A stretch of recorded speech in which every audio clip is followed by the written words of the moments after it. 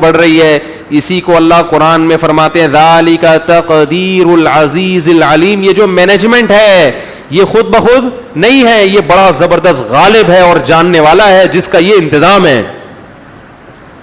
تو اللہ پر ایمان لاؤ بھائی, اللہ پر ایمان لاؤ, پھر زندگی میں مزہ ہے. تو اللہ نے سورہ بقرہ میں بہت سارے احکام دیے, بہت سارے احکام, اور سارے پیارے. سب سے پہلا حکم وَاعْبُدُوا اللَّهَ يَا أَيُّهَا النَّاسِ, اے لوگو. کیسا عجیب کلام شروع ہونا ہے. اعبدوا ربکم الذی, عبادت کرو اس رب کی جس نے تمہیں پیدا کیا. تو کافر کا سب سے بڑا عیب کیا ہے؟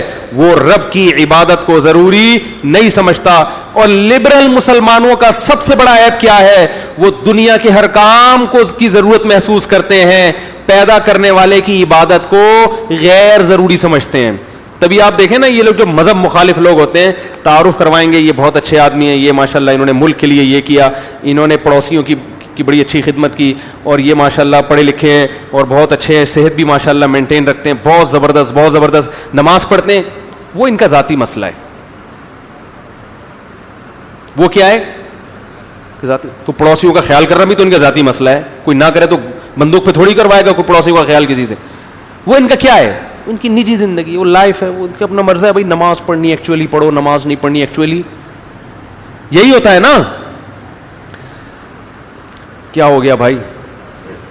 بھائی آج کل یہی تبصرے ہوتے ہیں نا, بھائی نماز وہ تو جس نے پڑھنی ہے پڑھے, جس نے نہیں وہ تو ٹھیک ہے, دنیا کی حد تک تو ہم کہیں گے اس کو, بھائی ہم زبردستی نہیں کریں گے.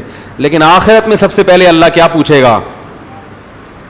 جس نے پیدا کیا, پڑوسیوں سے تو بڑے اچھے تھے ہیں بھائی, کتوں کے ساتھ بھی بہت اچھا سلوک کیا تم نے, راکٹ بھی بنائے, مجھے میرے سامنے کتنی مرتبہ جھکتے تھے میرے سامنے. سب سے پہلا حکم کیا ہے اللہ کا؟ وَاعْبُدُوا اللَّهَ. تبھی اللہ قرآن میں اہل جہنم کے بارے میں کیا فرماتے ہیں کہ قَالُوا لَمْ نَكُ مِنَ الْمُصَلِّينَ وَلَمْ نَكُ نُطْعِمُ الْمِسْكِينَ وَكُنَّا نَخُوضُ مَعَ الْخَائِضِينَ.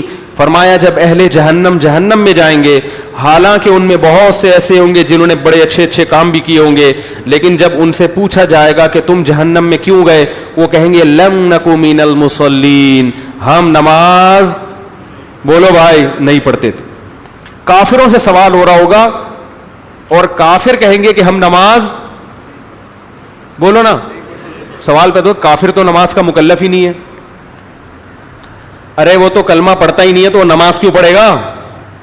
تو دنیا میں مکلف نہیں ہے, آخرت میں اس سے نماز کا سوال بولو نا ہوگا, سوال ہوگا اس سے نماز, حج کا بھی سوال ہوگا اس سے, زکوٰۃ کا بھی سوال ہوگا, تمام عبادتوں کا. علماء کا اس پر اتفاق ہے کہ کافر سے آخرت میں ان تمام عبادتوں کا سوال ہوگا.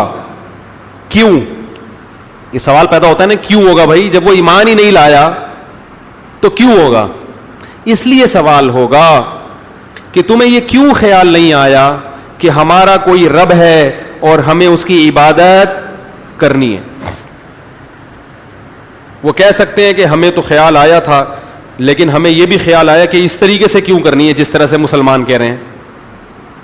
بھائی ہم اخپل طریقے سے کریں گے, آپ کی سمجھ میں نہیں آ رہا تو کافروں کی سمجھ میں کہاں سے آئے گا؟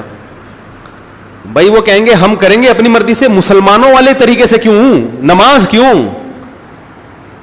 بھائی ہم تو اپنے طریقے سے کریں گے نا, ہم نے مخلوق کو خوش کیا, ہم نے بہت اچھے اخلاق کا مظاہرہ کیا, ہم نے اتنے ٹس بنائے, تو ان چیزوں سے بھی تو اللہ خوش ہوتا ہے نا. مسلمان جو کہتے ہیں کہ نماز ہی پڑھو, یہ والا طریقہ کیوں نہیں آ رہا سمجھ میں؟ بھائی یہ والا طریقہ اس لیے کہ اللہ کہے گا کہ میں نے پیدا کر کے تمہیں چھوڑ دیا. یہ کیسے ممکن ہے؟ جب میں نے پیدا کیا تو میں نے اپنی عبادت کا اور اپنے آپ کو خوش کرنے کا کوئی طریقہ بھی تو بتایا ہوگا. اگر یہ والا طریقہ غلط تھا تو پھر صحیح طریقہ تم بتا دو, دلیل سے, کوئی دلیل سے ثابت کرو کہ یہ والا نہیں وہ والا طریقہ صحیح تھا. ساری دنیا کے جنات اور انسان مل کے عاجز آ جائیں گے, دلیل سے کسی اور طریقے کو ثابت نہیں کر سکتے. ہے ہی نہیں کوئی اور طریقہ عبادت کا جو نماز کا آلٹرنیٹ